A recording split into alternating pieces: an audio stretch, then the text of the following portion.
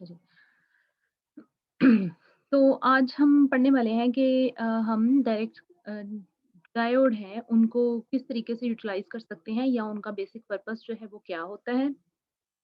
उसके लिए सिंपली हम इसको रेक्टिफायर्स के तौर पर इस्तेमाल करते हैं और रेक्टिफायर्स की हमें ज़रूरत कहाँ पेश आती है कि अगर आपके पास जो है घर में जितने भी इंस्ट्रूमेंट्स हैं लाइक आपके पास कोई इलेक्ट्रॉनिक इक्विपमेंट है, जैसे आपके पास कोई कंप्यूटर है, टीवी है, डीवीडी प्लेयर है या और जितनी भी आपके पास जूसर मशीन्स हैं इवन, तो ये जो सब चीज़ें हैं, इनको चलाने के लिए आपको जो पावर सप्लाई चाहिए होती है या जो ये करंट इस्तेमाल करते हैं वो डायरेक्ट करंट होता है। 2 तरह का करंट हमारे पास पाया जाता है, एक होता है अल्टरनेटिंग करंट, एक होता है डायरेक्ट करंट। डायरेक्ट करंट वो करंट है जो अपनी फ्रीक्वेंसी चेंज नहीं करता। अल्टरनेटिंग करंट वो करंट है जो अपनी फ्रीक्वेंसी चेंज करता है, जो अपनी पोलैरिटी चेंज करता है और ये वो करंट होता है जो पावर हाउस से हमारे घर तक आ रहा होता है।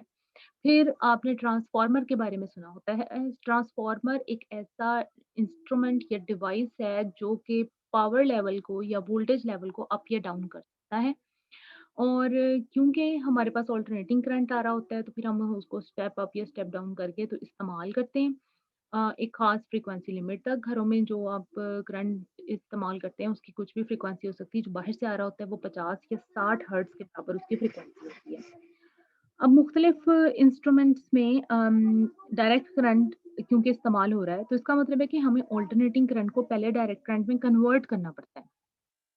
तो उसके लिए डायोड्स का इस्तेमाल किया जाता है। डायोड्स ऐसे डिवाइसेज़ हैं जो रेक्टिफ़ाई करते हैं। रेक्टिफ़ाई का मतलब रेक्टिफ़िकेशन को अगर आप रेक्टिफ़ाई का उर्दू में मतलब देखें ना तो उसका मतलब होता है गलतियों को ख़त्म करना, ठीक है ना? सुधारना। तो ऐसे ही जो डायोड है वो क्या करता है अल्टरनेटिंग करंट को डायरेक्ट करंट में कन्वर्ट कर देता है।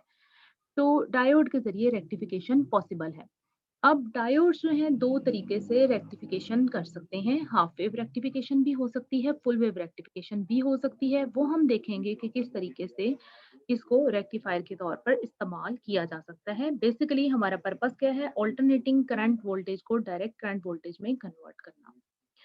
तो आमतौर पर ये हमने बात कर ली कि पावर सप्लाईज़ जो डीसी पावर सप्लाईज़ हैं उनकी ज़रूरत क्यों पेश आती है। अब जब हम रेक्टिफ़ाई करते हैं तो 3-4 प्रोसीजर हमें अल्टरनेटर से डायरेक्ट करंट में कन्वर्ट करने के लिए 3-4 प्रोसेस चाहिए होते हैं। सबसे पहली है रेक्टिफ़िकेशन, दूसरी है फ़िल्ट्रेशन, तीसरी है रेगुलेशन। ये तीनों चीज़ें हमें रिक्वायर्ड हैं आपके अल्टरनेटिंग करंट को डायरेक्ट करंट में कन्वर्ट करने के लिए। तो ट्रांसफ़ॉर्मर क्या करता है स्टेप अप या स्टेप डाउन कर देता है वोल्टेज को, उसके बाद रेक्टिफ़ायर क्या करता है रेक्टिफ़ाई कर देता है वोल्टेज को। यानी ये आपको नज़र आ रही है ये एक वेवफ़ॉर्म है जो कि दोनों डायरेक्शन में है। तो हाफ वेव रेक्टिफ़ायर में डायोड क्या करता है इसको यूनिडायरेक्शनल कर देता है, सिर्फ़ पॉज़िटिव वेव्स आपको नज़र आ रही हैं। फ़िल्टर फिर क्या करता है, फ़िल्टर इनकी जो एम्पलीट्यूड की वज़ह से वेरिएशन है उसको कम कर देता है और रेगुलेटर फाइनली इसको डायरेक्ट करंट में कन्वर्ट कर देता है जिसको आप सीधी लाइन से रिप्रेज़ेंट करते हैं। तो अब हमारे पास ये जो रेक्टिफ़िकेशन है, ये हाफ वेव भी हो सकती है, ये फुल वेव भी हो सकती है। यहाँ पर हम देखेंगे पहले हाफ वेव रेक्टिफ़िकेशन को, फिर हम फुल वेव की तरफ जाएँगे। हाफ वेव रेक्टिफिकेशन के लिए हम क्या करते हैं, उसके लिए अगर आप एक डायोड को लें और उसको एक अल्टरनेटिंग करंट सिग्नल के साथ अटैच कर दें और दूसरी तरफ आपने लगाया हुआ है लोड रेजिस्टेंस को जहाँ से आप आउटपुट वोल्टेज लेंगे। ये जो ग्राउंड ये जो 3 लाइनें हैं ना ये बनी हुई, ये ग्राउंड को ल शो करती हैं। ग्राउंड का मतलब होता है कि रेफरेंस लेवल जो है ना वो आपका सेम है या 0 वोल्टेज है, आप इसको कंसीडर करते हैं, चाहे ये 5 वोल्टेज भी हो, 10 भी हो, आपने इसको 0 कंसीडर करना है। मतलब वो ग्राउंड या रेफरेंस वोल्टेज जिसके अकॉर्डिंगली आप बात कर रहे हैं या वोल्टेज को आप जिसके अकॉर्डिंगली ले रहे हैं, उसको आप रेफरेंस वोल्टेज कहेंगे और उसको ग्राउंड भी कहा जा सकता है। तो जब आप एक डायोड को एक अल्टरनेटिंग करंट सोर्स के साथ अटैच करते हैं और साथ में आप अटैच करते हैं लोड रेजिस्टेंस, तो ये बन जाता है एक हाफ वेव रेक्टिफायर। कंसीडर हम करते हैं कि डायोड जो है वो आइडियल डायोड है। डायोड्स के 3 मॉडल्स हैं। आइडियल भी होते हैं, प्रैक्टिकल भी होते हैं और इसके अलावा आपके पास कंप्लीट डायोड्स भी होते हैं। आइडियल वो होते हैं जिसमें हम वो कंडीशन नहीं लेते कि इसमें कोई बायस वोल्टेज भी अप्लाई हो रहा है। हम सिंपल ये कहते हैं कि वो एक स्विच की तरह बिहेव करता है। जैसे कोई पॉजिटिव वोल्टेज आता है, मतलब फॉरवर्ड बायसिंग होती है तो डायोड स्विच क्लोज हो जाता है, करंट गुजरता है और जब आपके पास रिवर्स बायसिंग होती है तो ओपन स्विच की तरह बिहेव करता है। इसी तरीके से आपके पास प्रैक्टिकल डायोड मॉडल है। प्रैक्टिकल डायोड मॉडल में आप डायोड का जो पोटेंशियल है, बैरियर पोटेंशियल जो 0.7 वोल्ट था, उसको भी कंसीडर करते हैं कि आपके पास अगर इनपुट वोल्टेज 0.7 से अबव होगा, तो इसमें से करंट पास करेगा, अगर नहीं होगा तो पास नहीं करेगा। तो बहरहाल अब हम इसमें कंसीडर हमने कर लिया कि हमारे पास जो मॉडल है वो आइडियल डायोड मॉडल है, और जैसे ही ये साइनोसॉइडल इनपुट वोल्टेज जिसकी को हम वी इन का नाम दे रहे हैं, इसमें से पास करता है, तो during the positive half cycle क्या होता है, ये डायोड का टर्मिनल पॉजिटिव हो जाता है। पॉजिटिव होने की वजह से इसमें से ये फॉरवर्ड बायस कंडीशन में आ जाता है, और करंट जो है अब इसमें से फ्लो करता है, और इस लोड रेजिस्टेंस के क्रॉस हम आउटपुट वोल्टेज ले लेते हैं, और ये देखें कि ये हमें ऐसी ही एक वेव फॉर्म आउटपुट पर मिल जाती है। अब जैसे ही नेगेटिव हाफ साइकिल आता है, ये हमें नजर आ रहा है नेगेटिव हाफ साइकिल T1 से T2 टाइम में, तो क्या होगा, ये जो आपके पास टर्मिनल है, ये हो जाएगा नेगेटिवली बाइस्ड। नेगेटिव टर्मिनल की वजह से ये डायोड रिवर्स बाइस हो जाएगा, और रिवर्स बाइस होने की वजह से फिर क्या होगा कि आपके पास जो आउटपुट है, कोई करंट उसमें से फ्लो नहीं करेगा, और हमें ऐसे एक स्ट्रेट लाइन मिल जाएगी।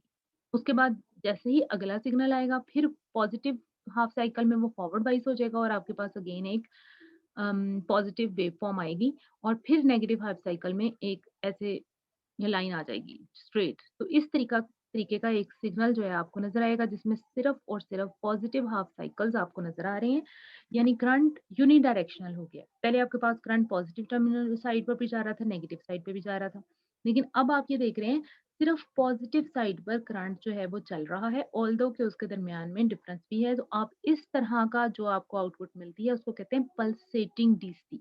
डीसी की आपके पास पल्सेस जनरेट हो रही हैं। तो इन दिस वे आपके पास अगर कोई 60 हर्ट्ज फ्रीक्वेंसी का ऑल्टरनेटिंग करंट था, अब 60 हर्ट्ज फ्रीक्वेंसी का डायरेक्ट करंट वोल्टेज जो है वो जनरेट हो गया है।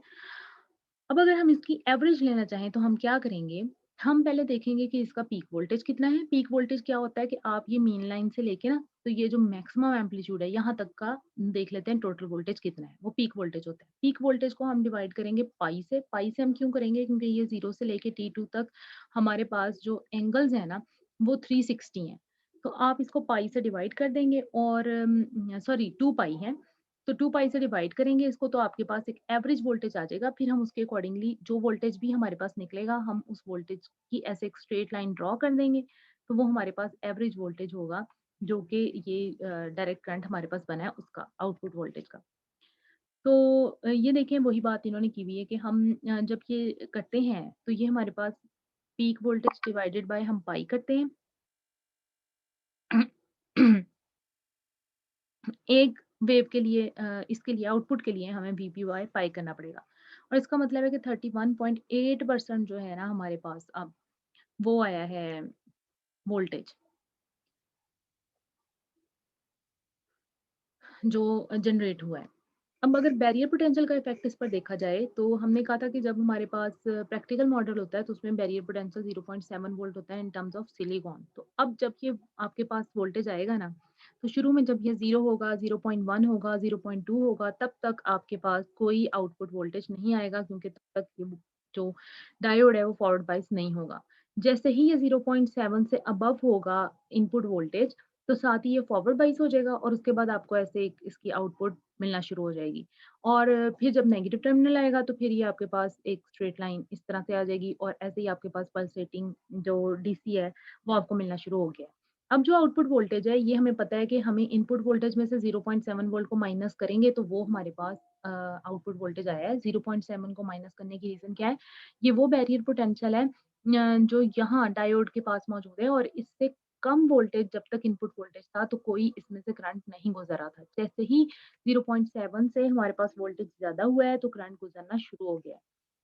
तो इसलिए हमारे पास जो आउटपुट वोल्टेज अब होगा वो वीपी इनपुट माइनस 0.7 वोल्ट आएगा। तो इस ये बेटे लोड रेजिस्टेंस है जिसके अक्रॉस हम आउटपुट वोल्टेज ले रहे होते हैं। अब ये देखें आपके पास एक इनपुट वोल्टेज उसने दिया हुआ है 5 वोल्ट, और उसने कहा है कि आप आउटपुट वोल्टेज ले रहे हैं। ये एक डायोड का नंबर दिया हुआ है, जिसका कि जो सिलिकॉन बेस्ड डायोड है, और ये आपके पास होगा 0.7 वोल्ट। तो जब इधर से आप आउटपुट लेते हैं वोल्टेज की, तो आप 5 माइनस 0.7 लेंगे, वो आपका आउटपुट वोल्टेज होगा। इसी तरीके से अगर आपके पास इनपुट वोल्टेज 100 वोल्ट का आ रहा है और इस डायोड में से गुज़र रहा है, तो अब आपके पास आउटपुट वोल्टेज 100 माइनस 0.7 होगा, जो 99.3 के बराबर आएगा। ये न्यूमेरिकल्स छोटे-छोटे आप लोगों ने साथ-साथ करते रहना है, ये एमसीक्यूज़ टाइप में भी आ सकते हैं। अब हम देखेंगे पीक इनवर्स वोल्टेज। अब हमारे पास जो पीक इनवर्स वोल्टेज है ना, वो बराबर होता है हमारे इनपुट वोल्टेज की पीक के, और ये वो वोल्टेज है जो हमारे डायोड में से जितना रेपिटेटिव रिवर्स वोल्टेज हमेशा गुजर सकता है। तो मैक्सिमम वैल्यू इस रिवर्स वोल्टेज की को हम कहते हैं पीक इनवर्स वोल्टेज। बेसिकली ये during the negative half cycle वो इनपुट वोल्टेज जो कि इस में से गुजर नहीं सकता और जिसमें डायोड हमारा रिवर्स बायस कंडीशन में रहता है, उसको हम पीक इनवर्स वोल्टेज कहते हैं। Peak inverse voltage VP input के बराबर होगा आपके पास, और अगर आपके पास इनपुट वोल्टेज 5 वोल्ट है तो पीक इनवर्स वोल्टेज भी 5 वोल्ट ही होगा। अब हम देख लेते हैं ट्रांसफार्मर कपलिंग। अब वो वाला मतलब ट्रांसफार्मर कपलिंग की हमें ज़रूरत कब पेश आती है, जब हमारे पास जो इनपुट वोल्टेज है ना, वो अगर आपके पास कम है और आप उसको ज़्यादा करना चाह रहे हैं, तो पहले आप इस ट्रांसफार्मर को यूज़ करके उसको स्टेप अप करेंगे तो वो ज़्यादा हो जाएगा। अगर आपने उसको स्टेप डाउन करना है, तो आपके पास पहले अगर वोल्टेज ज़्यादा था, फ़र्ज़ करें 240 था और आपको 10 चाहिए, तो आप उसको स्टेप डाउन करेंगे। स्टेप अप और स्टेप डाउन करने के लिए जो चीज़ अहम रोल अदा करती है, वो है आपके ये टर्न्स रेशियो। आपके प्राइमरी के नंबर ऑफ टर्न्स और सेकेंडरी के नंबर ऑफ टर्न्स जो हैं, इनको जब आप इनकी रेशियो लेते हैं, number of secondary divided by number of primary, तो ये बन जाती है टर्न्स रेशियो। जब ये टर्न्स रेशियो 1 है तो इसका मतलब है कि दोनों नंबर ऑफ टर्न्स इक्वल हैं। जब ये टर्न्स रेशियो 2 है तो इसका मतलब है कि सेकेंडरी के नंबर ऑफ टर्न्स ज़्यादा है और अब आपके पास सेकेंडरी वोल्टेज ज़्यादा हो जाएगा।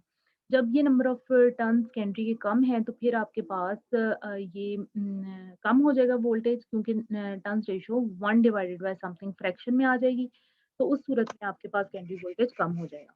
क्योंकि सेकेंडरी वोल्टेज का प्राइमरी वोल्टेज से जो ताल्लुक है वो टर्न्स रेशियो के हिसाब से है। Secondary is equal to NV primary. जितनी टर्न्स रेशियो होगी उसके हिसाब से सेकेंडरी वोल्टेज हमारे पास बनेगा। If N is less than 1 तो सेकेंडरी वोल्टेज कम होगा। अगर एन इज़ ग्रेटर देन 1 तो सेकेंडरी वोल्टेज ज़्यादा हो जाएगा। और अगर टर्न्स रेशियो 1 है तो वीपी सेकेंडरी वोल्टेज जो है वो प्राइमरी वोल्टेज के बराबर होगा। अब आउटपुट वोल्टेज हमारे पास सेकेंडरी में से हम 0.7 माइनस करेंगे तो वो होगा। इसी तरीके से peak inverse voltage secondary voltage के ही बराबर होगा। अगर ये आपके पास एक इनपुट वोल्टेज है 170 और टर्न्स रेशियो है 2:1, यानी अब आपके पास 1/2 होने वाला है टर्न्स रेशियो, तो आपके पास 0.5 होगा वो। आप प्राइमरी इनपुट वोल्टेज 170 को 1/2 से मल्टीप्लाई करेंगे तो 85 वोल्ट आएगा। तो आपके पास आउटपुट वोल्टेज जो है अब बनेगा 85 माइनस 0.7, जबकि पीक इनवर्स वोल्टेज क्या होगा 85। हाफ वेव रेक्टिफिकेशन के बाद हम आते हैं फुल वेव रेक्टिफिकेशन की तरफ। हाफ वेव रेक्टिफिकेशन में क्या होता है, हमारी हाफ वेव तो रेक्टिफाई हो जाती है और हाफ वेव वेस्ट हो जाती है। तो उस हाफ वेव को वेस्ट होने से बचाने के लिए या पल्सेटिंग डीसी में जो डिफरेंस है वोल्टेज का उसको कम करने के लिए हम क्या करते हैं, हम फुल वेव रेक्टिफिकेशन करते हैं। फुल वेव रेक्टिफिकेशन के दो तरीके हैं। एक तरीका ये है कि हम इसको जो है सेंट्रली टेप्ड यूज़ कर लें ट्रांसफार्मर, और दूसरा तरीका ये है कि हम ब्रिज रेक्टिफायर यूज़ कर लें। फुल वेव रेक्टिफायर में यूनिडायरेक्शनल करंट आपको मिलेगा और ये देखें हाफ वेव में आपको यहाँ ऐसे लाइन मिलती थी, फिर एक वेव मिलती थी, फिर लाइन मिलती थी, फिर वेव मिलती थी। लेकिन in terms of full wave rectification आपको सारी पॉजिटिव वेव्स मिल जाती हैं। तो इस केस में in case of full wave rectifier जब आप इनपुट टर्मिनल देते हैं तो आपके पास आउटपुट वेव जो है रेक्टिफाई होने के बाद पूरे हाफ साइकिल्स में आपको मिलती है, और अब आपको जो आउटपुट मिलती है आप उसके लिए फिर एवरेज वोल्टेज को 2 वीपी बाय पाई करके निकाल सकते हैं। पहले आपने वीपी बाय पाई किया था, primary voltage divided by pi, क्योंकि आपको हाफ वेव साइकिल मिल रहा था। अब आपको डबल मिल रही हैं वोल्टेजेस, तो 2 वीपी बाय पाई करेंगे आप। तो अब इसका मतलब है कि आपके पास एवरेज जो वैल्यू है वोल्टेज की 63.7% हो गई है। अगर आप 2 वीपी बाय पाई करें तो अगर आपके पास 15 वोल्ट है तो आप ये देखेंगे कि 9.55 आंसर आया है, जिसका मतलब है 63.7% वोल्टेज अब जनरेट हुआ है प्राइमरी के। तो अब आपने ये देखा कि आपके पास वोल्टेज जो है ना वो बढ़ जाता है as compare to the half wave rectification. Central tapped आपके पास क्या होता है ये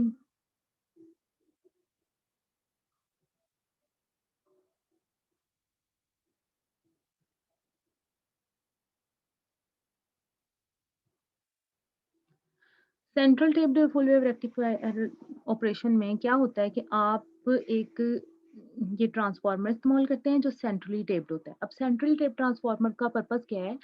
इसमें ये होता है कि जो आपके पास वोल्टेज अप साइड होगा ना, उससे ऑपोज़िट डाउन साइड पर होगा। उसी वाला डाउन साइड पर होगा। यानी अगर मैं ये कहूँ यहाँ पॉज़िटिव है और अप साइड पे नेगेटिव है, तो इसके नीचे नेगेटिव होगा और सबसे नीचे पॉज़िटिव हो जाएगा। इस तरीके से कुछ आपके पास ये सेंट्रल टेप जो ट्रांसफार्मर है, ये काम करता है और उसमें फिर हम क्या करते हैं, हम उसमें नेगेटिव हाफ साइकिल को भी यूटिलाइज़ कर लेते हैं। किस तरह यूटिलाइज़ करते हैं कि आपके पास ये एक डायोड है और एक ये डायोड है। तो आप 2 डायोड्स इस्तेमाल कर लेते हैं और उन दोनों डायोड्स को सेंट्रल टेप ट्रांसफार्मर के साथ इस्तेमाल करते हैं। ये इनपुट सोर्स है और यहाँ आउटपुट आपके पास अटैच्ड है। During the positive half cycle D1 जो है आपके पास फॉरवर्ड बायस होता है और आपको आउटपुट मिल जाती है। During the negative half cycle D2 आपके पास फॉरवर्ड बायस होता है और आपको यहाँ से आउटपुट मिल जाती है। तो इसका मतलब है आपको पॉजिटिव हाफ साइकिल और नेगेटिव हाफ साइकिल दोनों ही कंडीशन में आउटपुट मिलती रहती है। पॉजिटिव हाफ साइकिल में क्या होता है D1 आपके पास फॉरवर्ड बाइस हो जाता है और D2 जो है आपके पास नेगेटिव बाइस हो जाता है रिवर्स बाइस हो जाता है।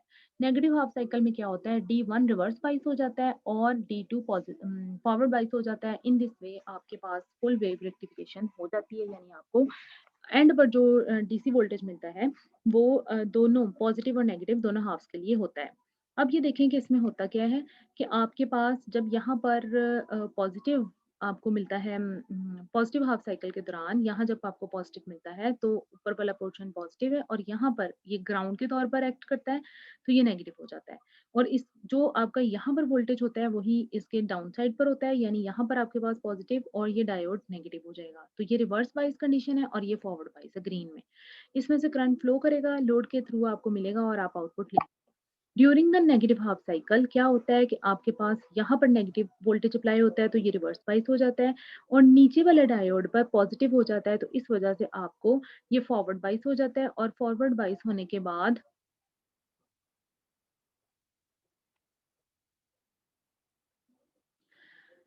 फॉरवर्ड बाइस होने के बाद फाइनली आपके पास यहाँ से करंट फ्लो करना शुरू हो जाता है और आपको आउटपुट वोल्टेज मिल जाता है। तो फाइनली आपके पास जब ऐसी कंडीशन आती है जिसमें आप सेंट्रल टेप्ड आपने किया होता है, सिर्फ ये ध्यान रखना है कि पॉजिटिव टर्मिनल के दरमियान में ये पॉजिटिव है, यहाँ नेगेटिव है, यहाँ अगेन पॉजिटिव और नेगेटिव है और नेगेटिव हाफ साइकिल में आपका डायोड 1 जो है रिवर्स कंडीशन में है और जो उस ग्राउंड के साथ नेगेटिव है और उसके बाद फिर यहाँ पर नेगेटिव और फिर ये नेगेटिव पॉजिटिव एक दूसरे के इफेक्ट को खत्म कर रहे हैं। यहाँ पॉजिटिव तो ये पॉजिटिव से फिर फॉरवर्ड बाइसिंग और फाइनली आपको आउटपुट मिल जाती है। टर्न्स रेशो का अब इफ़ेक्ट यहाँ पर क्या हो सकता है आउटपुट पर? वही जैसे अगर आपके पास टर्न्स रेशो 1 है, तो जो आपके पास प्राइमरी आएगा वही यहाँ पर आप प्राइमरी यूज़ करेंगे लेकिन V प्राइमरी बाय 2 आएगा और इसी तरीके से यहाँ पर भी V प्राइमरी बाय 2 आएगा। और अगर आपके पास टर्न्स रेशो जो है यहाँ 1:2 कर दें तो V प्राइमरी जितना आ रहा था वही V प्राइमरी यहाँ रहेगा, V सेकेंडरी आपके पास V प्राइमरी के बराबर हो जाएगा। अभी तो यहाँ हाफ आ रहा है ना, हाफ में ये पॉजिटिव, हाफ में ये नेगेटिव हो रहा है। तो आउटपुट जो आपको मिलेगी इन टर्म्स ऑफ जो आपके पास प्रैक्टिकल डायोड मॉडल है V प्राइमरी बाय 2 माइनस 0.7 मिलेगी। 0.7 वो वोल्टेज है जो इनके क्रॉस बैरियर पोटेंशियल के तौर पर एक्ट कर रहा है। अब अगर हम टर्न्स रेशो को 2 कर लें तो हमारे पास ये वीपी सेकेंडरी जो है this is equal to VP primary और आप वीपी प्राइमरी माइनस 0.7 लेंगे। Output voltage is equal to VP secondary by 2 minus 0.7। इसी सूरत में आपके पास जो पीक इनवर्स वोल्टेज है वो कैसे आएगा कि आप आउटपुट में से इनपुट को करेंगे माइनस यानी VP secondary by 2 minus 0.7 minus VP secondary minus 2 और ये आपके पास हो जाएगा पीक इनवर्स वोल्टेज। तो वो आपके पास किस तरह बनेगा फिर? वो बनेगा जी आपके पास 0 वीपी सेकेंडरी माइनस 0.7 के बराबर। यानी आप इस वीपी सेकेंडरी बाय 2 माइनस 0.7 में से वीपी सेकेंडरी बाय 2 को माइनस करेंगे तो ये आपके पास बन जाएगा पीक इनवर्स वोल्टेज। अच्छा जी, अब peak inverse voltage in terms of ये डायोड D1 और D2 आपके पास 2 डायोड्स हैं, तो टोटल पीक इनवर्स वोल्टेज को आप कैसे निकालेंगे? आप इसके लिए Vp सेकेंडरी माइनस 0.7 है आपके पास, तो Vp आउट जो है वो Vp सेकेंडरी बाय 2 माइनस 0.7 के बराबर है। तो आप Vp सेकेंडरी की वैल्यू यहाँ पर पुट कर देंगे, वो होगी 2 Vp आउट और प्लस 0.7। आप उस वैल्यू को जब यहाँ पर पुट करते हैं, तो आपके पास पीक इनवर्स वोल्टेज जो है 2 Vp आउट प्लस 0.7 की फॉर्म में आ जाएगा।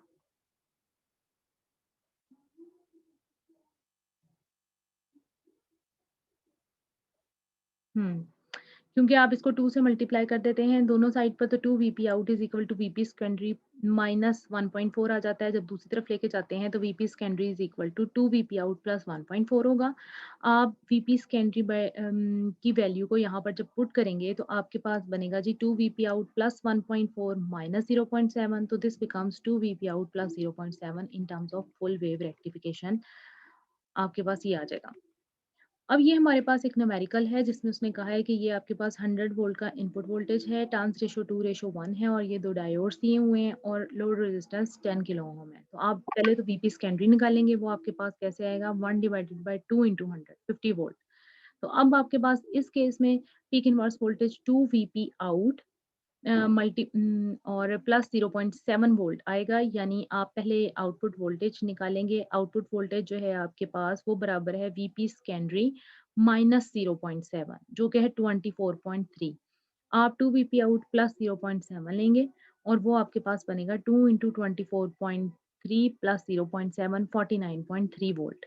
उसकी रीज़न क्या है कि आपके पास जो 50 वोल्ट आया है ना, अब आउटपुट आपके पास 20 सेकेंडरी बाय 2 है। 20 सेकेंडरी बाय 2 का मतलब क्या है कि अब 50 डिवाइडेड बाय 2 करके आपके पास आउटपुट आ रही है। तो इन दिस वे आपके पास रेक्टिफिकेशन हो जाती है और आपके पास फुल वेव जनरेट हो जाती है in terms of full wave rectification. ये हमारा आज का टॉपिक था। कल इंशाल्लाह ताला हम ब्रिज रेक्टिफिकेशन के बारे में पढ़ेंगे।